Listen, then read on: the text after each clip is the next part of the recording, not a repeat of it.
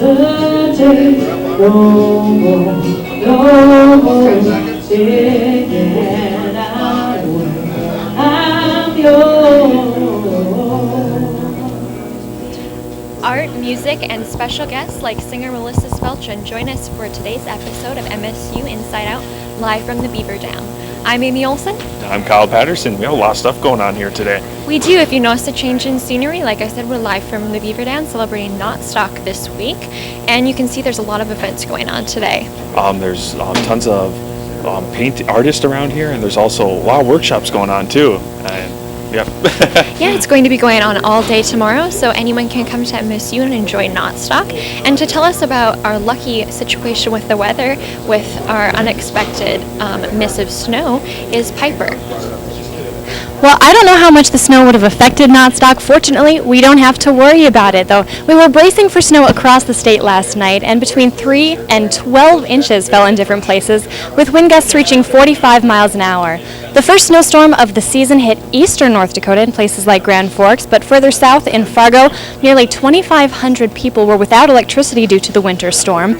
In Minot, we were spared from the early October blizzard, but MSU students should still be prepared to deal with what is an inevitable part of our climate. That's Minot State University policy aims to prepare students, suggesting that students be aware of snow removal equipment. That includes a flashing amber light, so definitely keep your distance when that becomes an event in our area. Watch where you're walking, taking extra precautions on sidewalk and stairs, and slow down and give full attention to driving. Pump the brakes when driving on ice, do not lock the brake, and do not use cell phones ever when driving, but especially in winter conditions. Now, MSU Notified will contact students and faculty to let them know if campus is closed due to blizzard conditions. To enroll, follow the link on Minot State University website to the Notified Emergency Notification System, or the NDUS link. And now a follow-up on last week's story about a Medora teen with the unique ability to whistle through her eye socket. Ashley Ellison was flown to New York to audition for David Letterman's Stupid Human Tricks. Unfortunately, despite whistling her eye out, Ellison did not make the cut to the final 6 and will be flying back to North Dakota. She says she was just excited to see New York and that she had a great experience. Now, we may have been watching David Letterman, but all eyes were on politics last night on a national scale, and we even have some politics coming up in Minot State University here. I am with the Sociology Club president, and she's going to tell us a little bit about an event coming up next week on Minot State University campus. On Tuesday, October 9th, the Sociology Club is hosting a political town hall meeting in the Alshire Theater at 1 p.m. It's an open forum for students to meet and ask candidates running for elections questions about positions that they're running on. We have 3 candidates for governor that will be attending so far. It's Ryan Taylor, Roland Reimer, and Paul Sorum, and then about 7 other candidates for various positions. So it's a good opportunity for students to make more of an informal decision.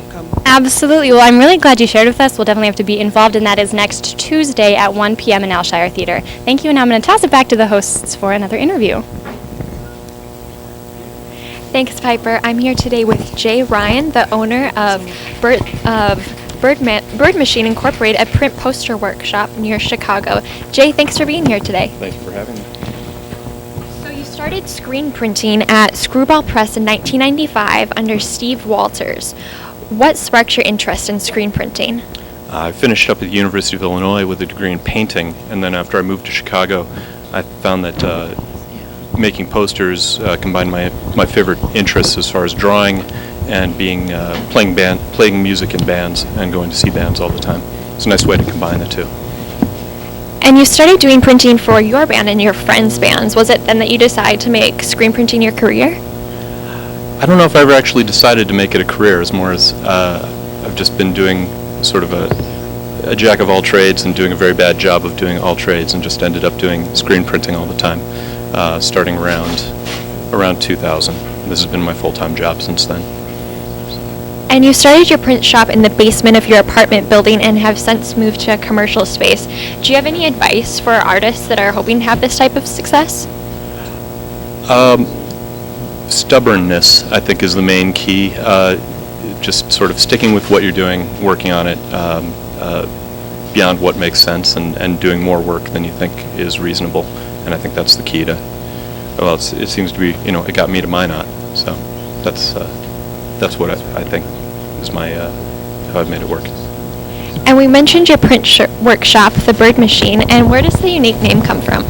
Well, I wanted to call the company IBM, but then I found out that name was taken already. So I tried to secure the name of the Catholic Church, but then I found out that was also taken. So the last URL that was available on the internet was thebirdmachine.com, so I chose that one. A good choice. And some of your posters have a very distinct style. What would you say influences you? Mostly watching my pets around my house and around the neighborhood, and watching when they do silly things, and playing loud music at the animals, and sort of seeing what they do and kind of recording that. And that's pretty much my main inspiration, as far as just sort of trying to have a sense of humor about music and share that through the drawing. And what can we look forward to seeing next from you? Wow, let's see. Actually, right now, I'm working on a children's book about a boat that flies through the trees. And what else? While here at Minot, I'll be finishing up the screen print of a quartet of beavers waving axes and flying through the air. So, very serious work. All right, and thank you so much for being here with us today, Jay. And coming up, we also have a little bit more about NOTSTOCK. We have Marcus Hendrickson with NOTSTOCK coordinator Lori Geller. Marcus? Thanks, Amy. Yes, I am here with NOTSTOCK faculty coordinator Lori Geller. Thank you for being with us today. NOTSTOCK now in its 6th year. It's pretty crazy that it's gotten that far, but that's great, and it's gotten better with age. Can you tell us how it all kind of started out in the beginning?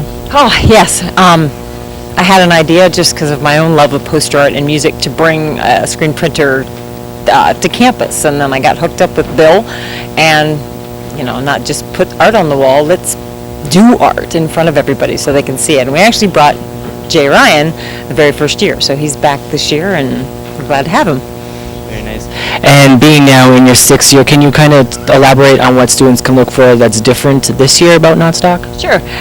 This year we have theater doing some productions. They're doing some improv over in the Black Box Theater, and today in Alshire they had a good audience. So that's going on. Ceramics we've had for a couple years, but the main new thing I think is theater this year. And one of the big events that students love is the screen printing that takes place. Can you elaborate on why that's such a fun aspect of NOTSTOCK?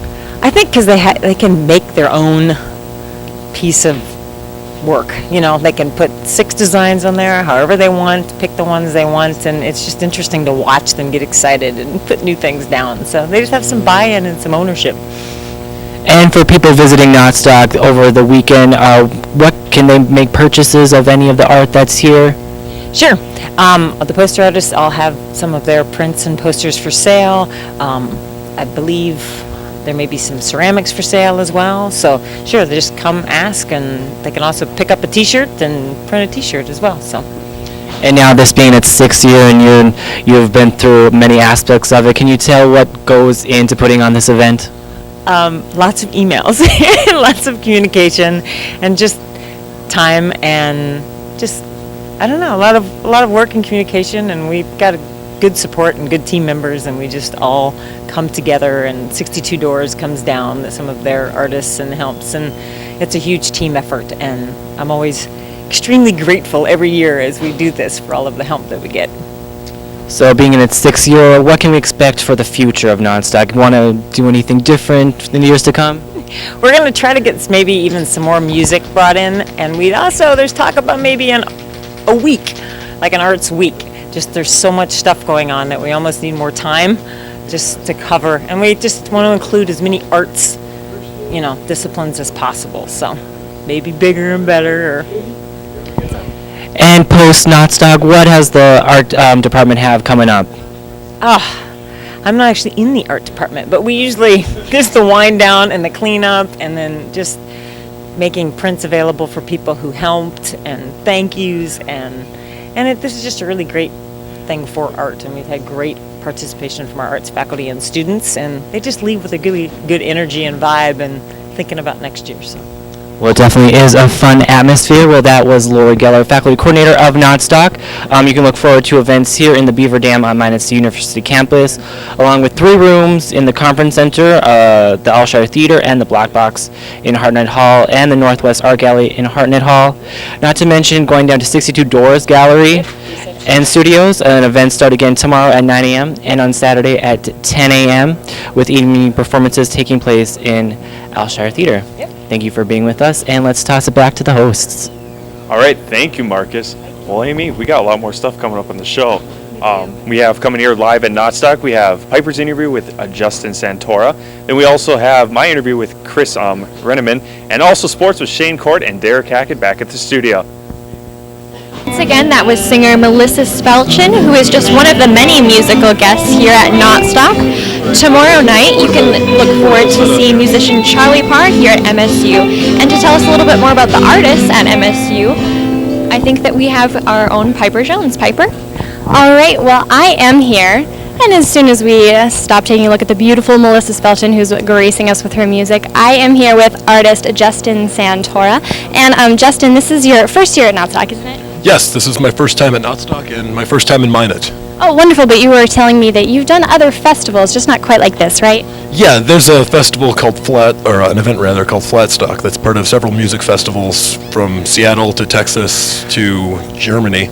And I've done a bunch of those, but I've yet to do one with live printing, so multidisciplinary, where there's also ceramics and t-shirt printing going on. It's very different than Flatstock. Good. Well, I'm glad this one's unique. Will you give me a little idea as to your background as an artist? Like, were you a childhood prodigy or kind of a latecomer to the scene? No, I was just a kid that liked to draw, and I was the kid in my classes that drew when the other kids played sports. And I started studying to be a high school teacher. And when that was really not working out for me, I started focusing a lot more on art. And I began to pursue that aspect of my degree a lot more seriously. And when I graduated in 2008, I began to think about trying to turn screen printing and freelance illustration into some kind of job while I worked part-time.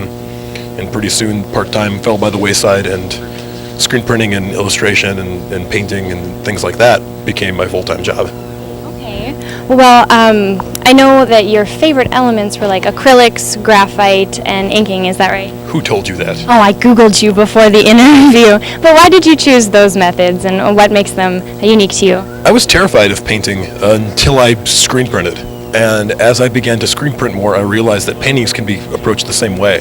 And because acrylic dries so much faster than oil, my necessity to work quickly, much like how screen printing is done, I just gravitated towards acrylic for that reason.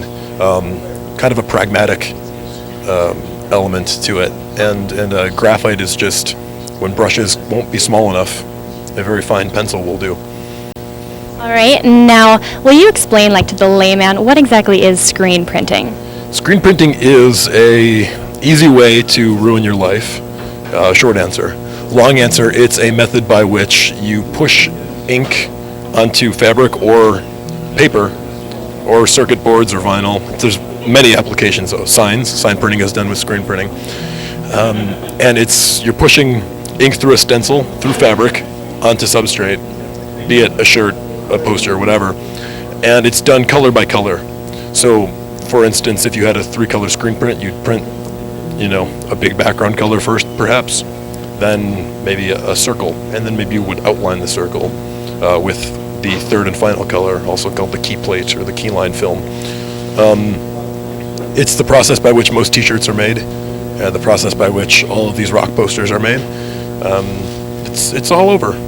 All right, wonderful. Well, I know we have something in common, and that's that we must both watch Breaking Bad, because my research on you showed that one of your posters was a Breaking Bad poster. I'm actually going to be Jesse from Breaking Bad for Halloween. So are those the kinds of things that inspire you to make posters? No, I tend to delve into my own imagination, but I was commissioned to do a poster about this specific scene by the producers of Breaking Bad in a gallery in LA called Gallery 1988, and they requested that I do that specific scene. So it was part of a promotional print release or series of print releases with 16 artists to promote the start of season 5 over the summer. and I was very stoked to be asked to do a print for a show that I really like. But as far as inspiration goes, I was approached to do that. Couldn't turn it down because I love the show. It was a really cool opportunity. Well, I'm really glad that you get to do shows that you like and things that you like, but Justin's work is all over here. It's hanging from the ceiling along with that of other artists, and if you can't catch NotStock, be sure to check him out at justinsantora.com. Thank you, Justin. Thank you. All right, thank you, Piper. Well, today I'm here with Chris Reineman. He's currently a sophomore here at Minot State University and is also vice president of the art club. Thank you for joining me here today. Well, I'm glad to be here. All right, so I remember when I was a freshman in Knots, and when NotStock was starting to get going, but NotStock has grown dramatically over the last few years. How's the art club involved with NotStock this year then? We sell T-shirts. They are $5 or $6 each, and 2 for $10. And lots of people can screen print them over there, and make their own designs and stuff like that. Okay, and all the proceeds go to the art club. Yep. Okay, and then what made you guys get involved with NotStock this year then? Well, we get involved every year in selling T-shirts is a large portion of our fundraising. But I personally got involved through classes, and since I'm an art student, we're kind of supposed to help out with NotStock since it's really an art event. But lots of people in art club like to volunteer, even if they're not art students. They'll still help and volunteer for this. Okay, and you're only a sophomore, and so what is your perspective as a student then at NotStock? What do you think of all this? It's been around for a few years. What do you think? Well, I think it's a very interesting event, and I'm glad that we can get enough people to put it together this year. I think it can teach people a lot about art, because a lot of things you see, like screen printing and stuff like that, and whatever they have upstairs, you don't really think about it that much and how it's done. And I think that this provides students with an opportunity to ask the professionals and see how it's done and learn a lot. All right, and what is your favorite thing here at NotStock this year so far? I'm going to have to go with screen printing because it's something that you can do yourself and learn a lot about, and it's really easy, and you kind of feel satisfied every time you make a shirt that looks nice. All right, and I'm guessing you already made a shirt? I have not made one yet. No? I'm so busy helping out. I haven't had a chance to make one, but I look forward to making one tomorrow. All right, and then, okay, you're also vice president of the art club, so any events art club has coming up, or what are you guys doing so far for the art club? We're going to have a meeting on October 10th, and we're going to try and find out if there's any fundraising ideas we can do for Halloween, but that right now we're thinking towards Halloween, so we're probably going to do stuff at the Dome. I'm not sure yet, but we're still talking about that. Oh, okay, and then, and you're originally from Chicago, right? Yes, this is true. Okay, I heard from Elizabeth Ham, your vice president, president of the art club, that you're a big Chicago Bears fan. Is that right? Well, just Bears and Cubs and Blackhawks and all the other Chicago places, yeah. So, what's your perspective of Minot then compared to Chicago? Well, there's a lot of Vikings fans, and I don't know what to say about them, but yeah. All right. Do you have anything else to add about NotStock or the art club, or anything in a whole? Just that it's a really fun event, and if you've never been to NotStock, you should definitely consider coming. All right, that's Chris Reineman, and he's became my new best friend too. Well, he's a Chicago Bears fan. I already like him, my new best friend. That's Chris Reineman. Now we're going to send it back to the studio with sports with Shane Court. Shane, what do you have for us today for sports?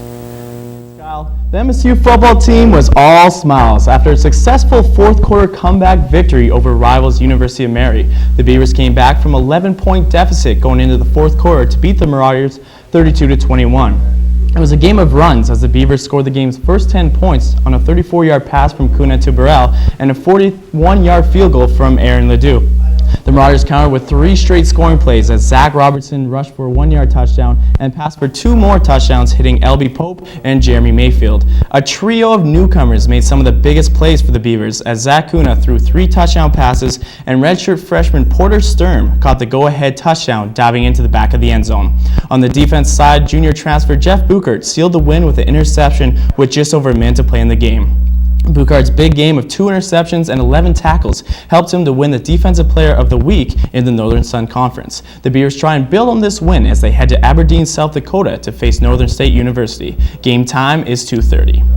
The MSU girls soccer team pushed their record to 6-3-1 on the weekend by splitting a pair of games here in Minot. The team started off the weekend beating Concordia University 2-1 on Saturday.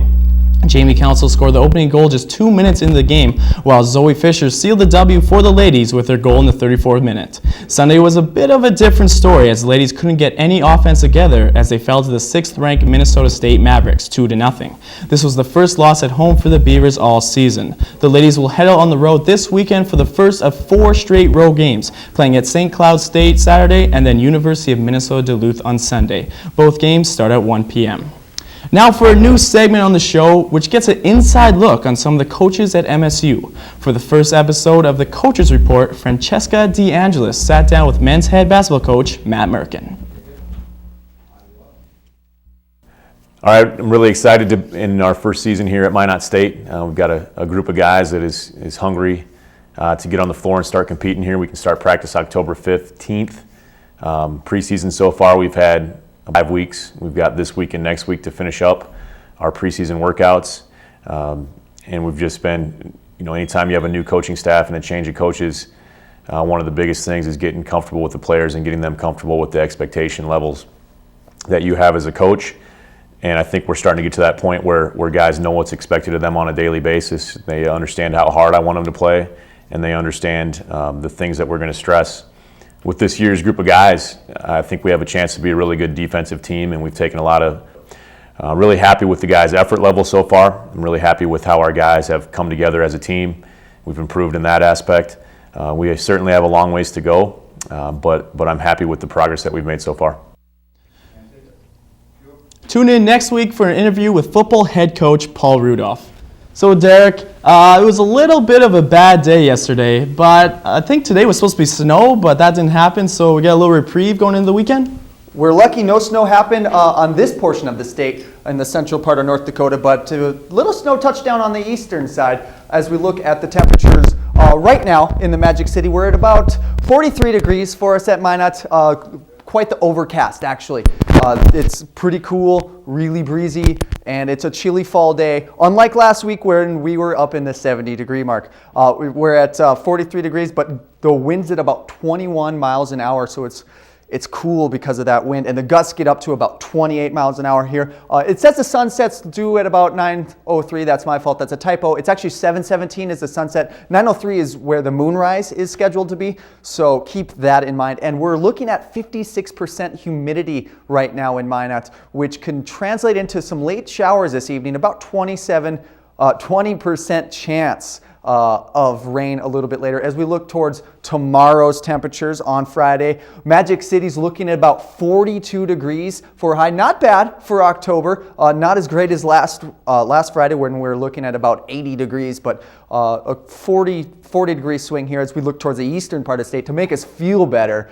They're looking at some snow here, 50% chance of snow and freezing temperatures in Grand Forks. So lucky for us, we're clear of that as far as right now. And Fargo's looking like it has about 30% chance. Still snow is likely over there as we look towards the western side of the state. 43 degrees in Williston. Nice weather, little cloudy, but overall a pretty nice day for the central to western side of the state. Just watch out if you're traveling for that eastern side of the state. They're getting a lot of snow over here, as well as Minnesota. On the western side of Minnesota, lots of snow happening over there as we look at tomorrow night's temperatures now.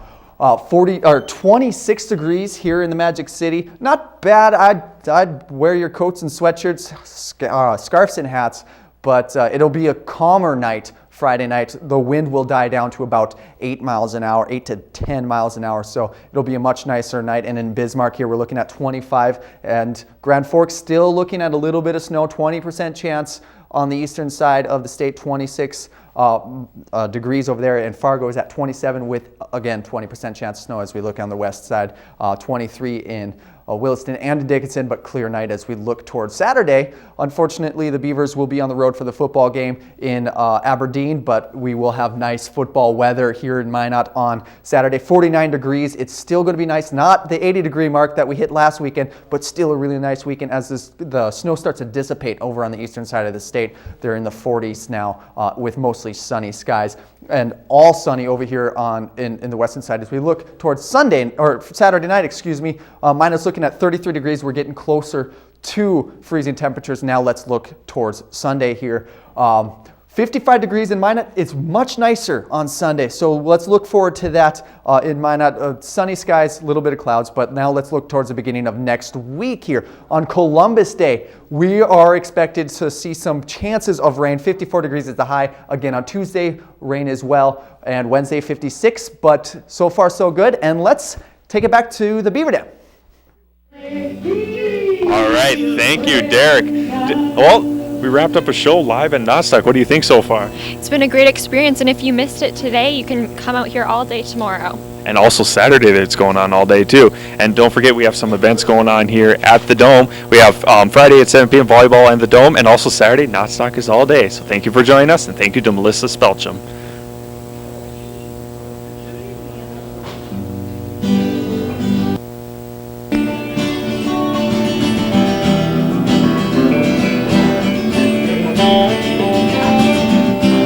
What I really wanna know, my baby